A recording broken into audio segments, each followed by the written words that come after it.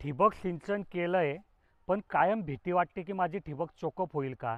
कारण ठिबक चोकअप झाली ना, तर ती परत बदलवल्याशिवाय काही पर्याय नसतो.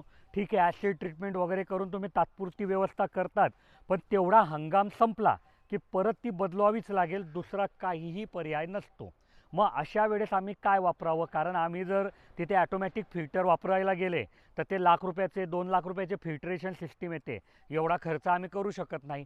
तर अशा वेळेस शेतकऱ्यांनी तिथे सेमी ऑटोमॅटिक स्क्रीन फिल्टर किंवा सेमी ऑटोमॅटिक डिश फिल्टर वापरावं.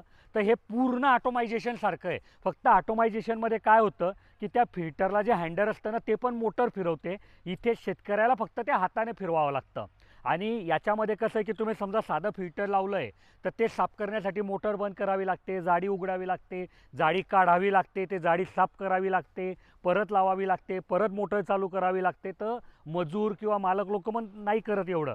पण सेमी ऑटोमॅटिकमध्ये कसं आहे, चालू मोटरमध्ये फक्त हँडल फिरवा, सर्व घाण फ्लशमधून निघून जाईल. आणि त्याच्यामुळे ऑटोमायझेशनचा जर तुम्हाला खर्च करायचा नसेल 1,00,000-2,00,000 रुपये, तर हे काही हजारामध्ये 4-5 हजारामध्ये फिल्टर येऊन जातं आणि तुम्हाला भरपूर असा फायदा भेटतो. तर मी दिलेली माहिती कशी वाटली मला कमेंटमध्ये सांगा.